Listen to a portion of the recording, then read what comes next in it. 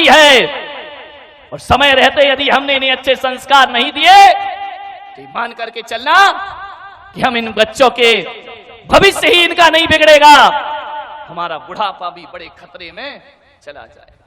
जीवन अच्छा दीजिए। यदि घर में जैसा चरित्र आप जिएंगे, बच्चा वैसा ही चरित्र अपने जीवन में। मैंने कहा एक बात बताओ, क्या तुम्हारे मम्मी पापा में झगड़ा होता है? बोले महाराज रोज झगड़ा होता है। उसी की तो पिक्चर हम अपने आप में, जैसा आप चाहते हैं कि मेरा बच्चा एक आदर्श बच्चा बने, तो माँ बाप से निवेदन है कि तुम्हें भी अपने जीवन में कुछ आदर्श स्थापित करना होंगे। यदि आपका जीवन अच्छा नहीं है, आपके जीवन में यदि पवित्रताएं नहीं है, आपका जीवन यदि अनुशासित और मर्यादित नहीं है, तो ख्याल निकाल दीजिए कि आपकी औलाद मर्यादा पुरुषोत्तम राम बन करके खड़ी होगी। ये केवल एक ख्याली पुलाव है। हमें आज के बच्चे इतने होशियार हैं कि जो अकल तुम लोगों को 18 साल में आई है, वो अकल बच्चों को 5 साल में आ गई है। ध्यान रखिए, इतनी आज एक्स्ट्रा हो गई है आज की ये जनरेशन, इतनी ज्यादा आधुनिक हो गई है, इतनी ज्यादा आगे बढ़ चुकी है युवा पीढ़ी। मैंने एक बच्चे से पूछा, वही 10 साल का बच्चा होगा, मैंने कहा एक बात बताओ, अपने देश में एक कानून है कि लड़के की शादी की उम्र 21 साल हुआ करती है और लड़की की उम्र 18 साल हुआ करती है। मैंने कहा बच्चे बताओ ऐसा क्या होता है? बड़ा प्रतिभाशाली बच्चा रहा, उसने कहा महाराज बताओ। मैंने कहा हाँ। बोले ऐसा इसलिए होता है। मैंने कहा उसकी उम्र भी 21 साल क्यों नहीं रखी है? बोले इसलिए नहीं रखी कि जो अकल लड़कों को 21 साल में आती है, वो अकल लड़कियों को 18 साल में। कितने होशियार बच्चे हो गए मेरे भाई।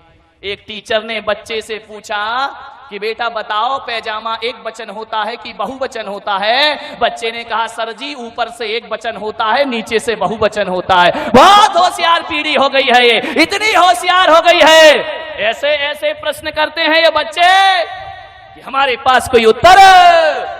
ध्यान रखना, अब इस देश में बुद्धू बच्चे पैदा होना बंद हो चुका है। इस देश में गंवार बच्चों ने पैदा होना बंद कर दिया है। आज बच्चा पैदा होते ही मोबाइल हाथ में ले लेता है, इंटरनेट में जाकर के बैठ जाया करता है, कंप्यूटर। अरे माँ बाप को मोबाइल चलाना नहीं आते हैं। बच्चे से कहते हैं बेटा बच्चा पप्पू इसमें कुछ डाउनलोड कर दे, पप्पा क्या, बच्चा कहता बुद्धू राम तुम्हारी जिंदगी ऐसी चली गई। ध्यान, बड़े होशियार हो गए ये बच्चे, बहुत होशियार। इन्हें सिखाने की जरूरत नहीं है, बहुत सोच सीख चुके हैं। एक बच्चे ने पूछा, एक टीचर ने पूछा कि बच्चे जरा ये बताओ कि गंगा कहां से निकलती है और कहां जाके मिलती है? बच्चा बड़ा होशियार था। बच्चे ने कहा हमारे पिताजी ने कहा है कोई कहीं से निकले किसी से मिले तुमको कुछ लेना देना नहीं है, इस लफड़े में बिल्कुल मत पड़ना, कौन कहां से मिला और कहां किससे जाकर के मिला। एक बच्चा और था, बोले मैं बताऊं? बोले बताओ। बोले गंगा दोपहर को 12 बजे अपने घर से निकलती है। और कौन बोला? उमेश भिंडी से जाके मिलती है। ध्यान रखिए, विचार करें। यहां बहुत होशियार हो गए हैं बच्चे। कितना भी सिखाओ ये सीखने वाले नहीं हैं। एक माँ बाप मेरे पास आए, बोले महाराज हम बच्चे को जो सिखाते हैं वो उल्टा ही करता है। मैंने कहा ध्यान रखो, ये पीढ़ी बिल्कुल नहीं सीखेगी, सिखाने के तरीके बदलना पड़ेंगे हमें। एक पति पत्नी मेरे पास दर्शन करने आए, 5-6 साल का बच्चा भी साथ था। पति पत्नी ने बच्चे से कहा कि महाराज हैं इन्हें धोख दो, इनको प्रणाम करो। बच्चा धोख देने को तैयार नहीं। माँ बाप ने उसका सिर पकड़ा और मेरे पैरों में रख दिया। अरे मैंने कहा ये क्या अत्याचार कर रहे हैं आप? बोले अत्याचार नहीं कर रहे महाराज, संस्कार दे रहे हैं। मैंने कहा धत्तेरी की संस्कार? वो अकड़ा जा रहा है, तुम उसकी गर्दन मेरे सिर में लगाए जा रहे, लगाए जा रहे, लगाए जा रहे। बच्चा कह रहा नहीं करूंगा, नहीं करूंगा, नहीं करूंगा। तो मैंने कहा इस तरीके से ये प्रणाम नहीं करेगा। तो उन्होंने कहा महाराज हम कैसे सिखाएं, बड़ा ढीठ हो गया, कुछ सीखता ही नहीं है। मैंने कहा बच्चा ढीठ नहीं हो गया, तुम्हारी सिखाने की शैली गलत हो गई है। छोटा सा बच्चा था, ज्यादा बोलना भी उसे नहीं आता था। माँ बाप से मैंने कहा एक काम करो, तुम दोनों जरा हाथ जोड़ो। माँ बाप ने हाथ जोड़े। मैंने कहा अब तुम नमोकार मंत्र पढ़ो। माँ बाप नमोकार मंत्र पढ़ने लगे। छोटे से बच्चे ने देखा कि मम्मी पापा हाथ जोड़े हैं, उसने भी झट से हाथ जोड़ लिए। अब नमोकार तो उसे आता नहीं था, वह मुंह से बुदबुदाने लगा, ओंठ चलाने लगा। अब मैंने कहा तुम दोनों प्रणाम करो। माँ बाप ने प्रणाम किया और बच्चे ने भी प्रणाम कर लिया। एक बात याद रखना, ग्वालियर वालों में आपसे इतना ही कहना चाहता हूं, ये बात कहने का इतना ही मेरा मकसद है कि ये पीढ़ी 21वीं सदी की पीढ़ी ये सिखाने से नहीं सीखेगी, ये दिखाने से सीखा करती है। अरे जैसा तुम करोगे वैसा बच्चे करेंगे, जैसा तुम दिखाओगे बच्चे वैसा ही। अब सिखाओ मत, इन्हें करके कुछ दिखाइए। यदि आपने दिखा दिया, मालूम है बच्चे कैसे होते हैं? ये जो कैमरा लगाना मेरे सामने, टीवी का कैमरा, कभी छोटे बच्चों को देखना जो पलंग पे लेटा रहता है, वह बोलता कम है, वह देखता ज्यादा है। छोटे बच्चे किसी भी चीज को बड़ी टकटकी लगा करके देखा करते हैं। हमारी पलकें झपक जाएं लेकिन बच्चों की पलकें नहीं झपका करती हैं, बड़ी टकटकी लगा के देखते रहेंगे, देखते रहेंगे।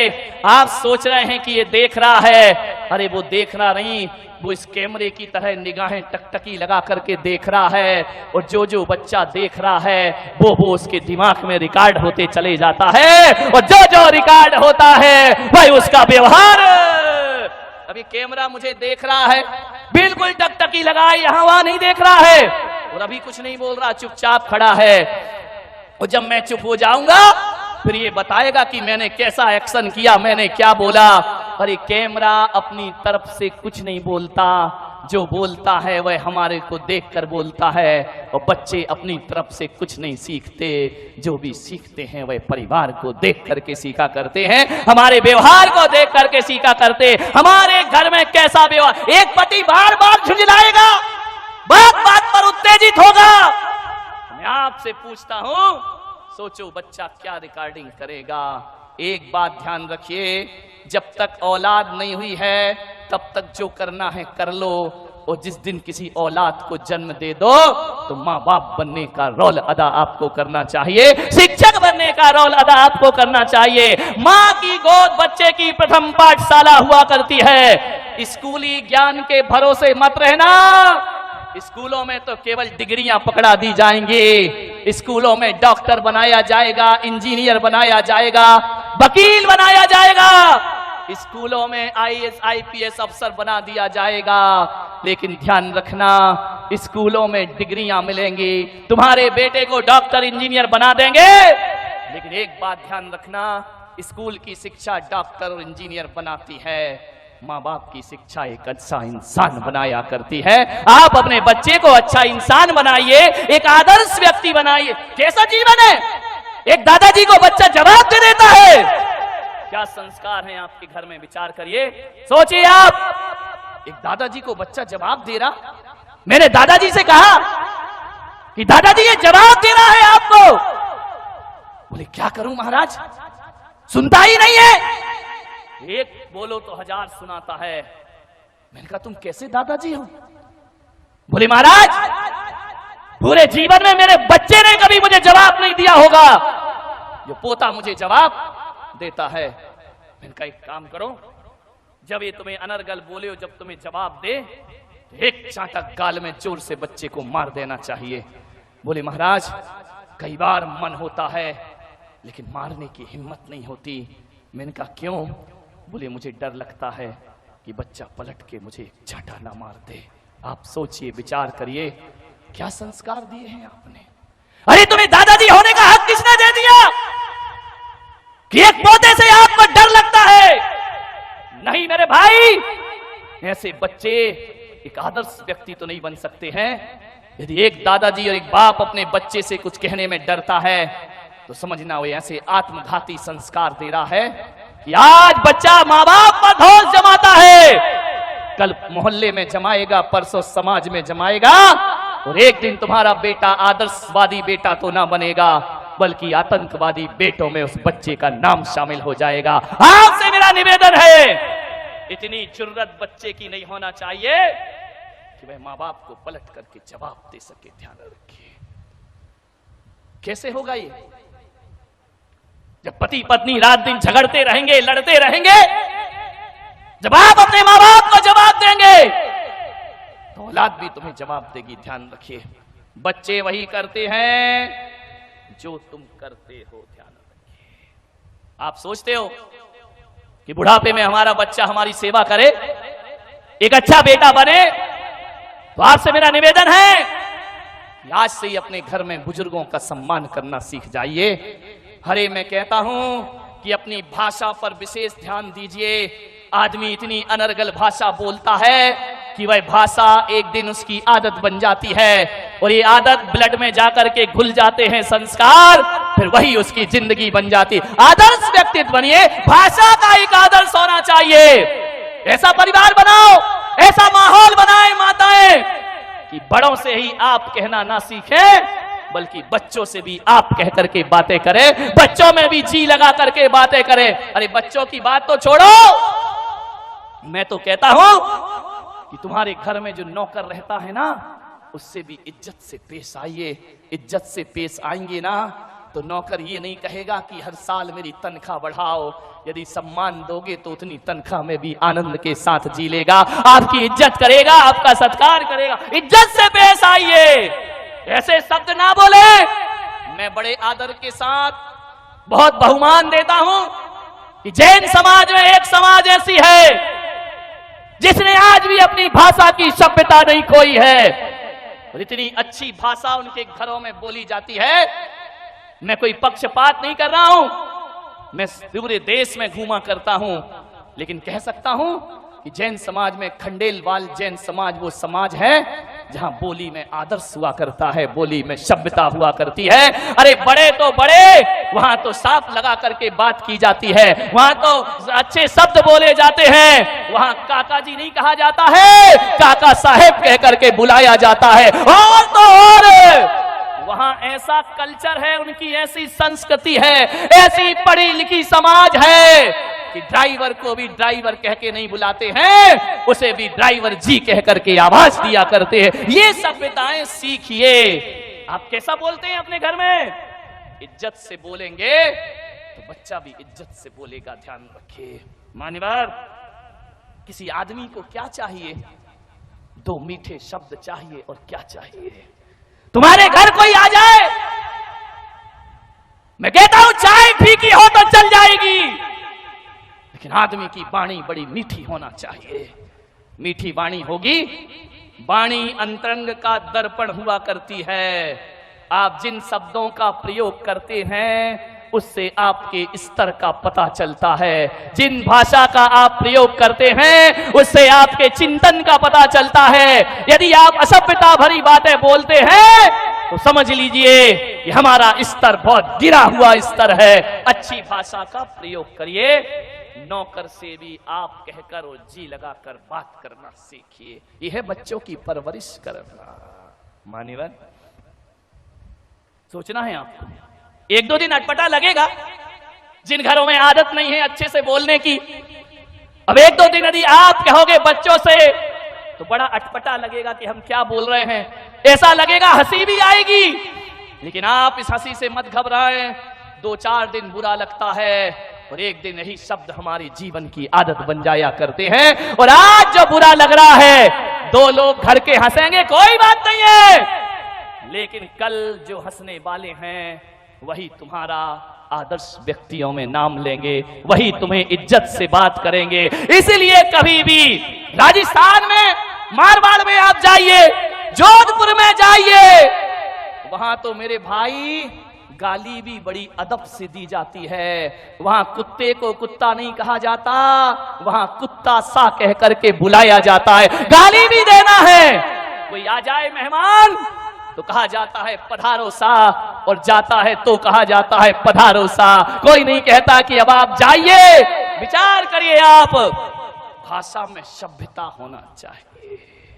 सभ्य भाषा होगी जब तक आदमी नहीं बोल रहा है तब तक उसके प्रति आप कोई आकलन नहीं कर सकते हैं। और जिस दिन आदमी बोल पड़ता है, पता चलता है कि कितने गहरे पानी में आदमी जिया करता है। अच्छी भाषा का प्रयोग करिए, बेहतरीन शब्दों का चयन करिए अपने जीवन में। यदि बच्चों को अच्छी परवरिश देना है, ध्यान रखिए, आपकी जिम्मेदारी है। एक बात याद रखना, एक विद्यालय बनाना बहुत आसान काम है, 100 स्कूल बनाना आसान काम है, ये कोई बहुत बड़ा काम नहीं होता है। 100 विद्यालय बनाना कोई बहुत बड़ी बात नहीं है, लेकिन एक बच्चे को अच्छे संस्कार देना ये 100 विद्यालय से बढ़कर भी मेहनत का काम हुआ करता है, 100 स्कूल से भी बड़ा काम हुआ करता है। मंदिर बनाना आसान है, लेकिन एक व्यक्ति को इंसान बनाना बहुत कठिन काम हुआ करता है, ध्यान रखिए। स्कूलों की पढ़ाई के भरोसे मत रहना, वहां तो गा से गधा पढ़ाया जाता है मेरे भाई, उससे क्या संस्कार जीवन में मिलेंगे। अच्छे संस्कार देना है, अच्छी भाषा देना है। स्कूलों में जाओगे तो आ से अनार पढ़ाया जाएगा, सा से सड़क पढ़ाई जाएगी, दा से दवात पढ़ाई जाएगी। स्कूलों की पढ़ाई में यही तो पढ़ाया जाता है बचपन से, और क्या सिखाया जाता है।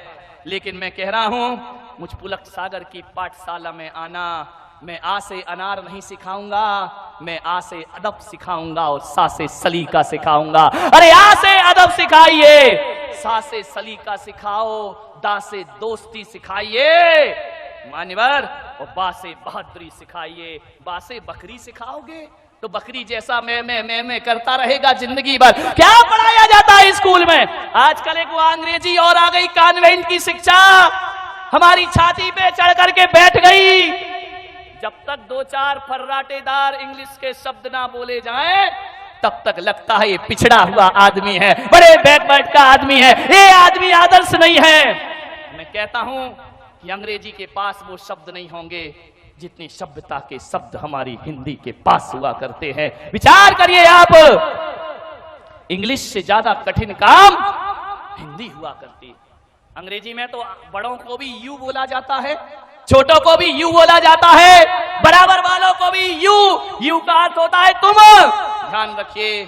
लेकिन मेरे यहाँ ऐसा नहीं होता है। हमारे यहाँ देखा जाता है कि बड़ों को बोलने में कितने सभ्यता भरे शब्द होना चाहिए, आपस में कैसे शब्द होना चाहिए, और छोटों में कैसे शब्द।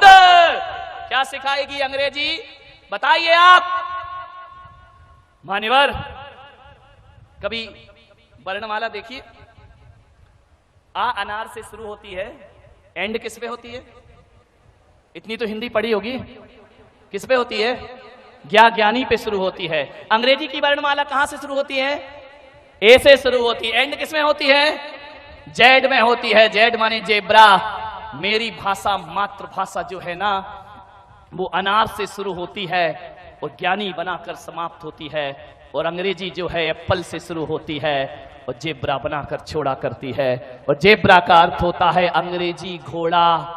जेब्रा अंग्रेजी गधा, घोड़ा भी नहीं। ध्यान रखिए, अच्छी भाषा बोल, संस्कारित शब्द होना चाहिए। बच्चों की यदि परवरिश करना, ऐसा व्यवहार ना बनाएं अपने घर में कि बच्चे और पत्नी इंतजार करें कि पिताजी थोड़े बाहर चले जाएं तो हम सुकून का जीवन जी सकें। नहीं मेरे भाई, इसका मतलब है आपका व्यवहार रूखा है। आपके घर से जाने के बाद बच्चे यदि नाचते हैं, खुशी होते हैं, उछलते हैं, कूदते हैं, तो आपका व्यवहार जरूर रूखा है। अरे ऐसा जीवन ना बनाएं कि पत्नी और बच्चे कहें कि कुछ देर को तुम बाहर चले जाओ।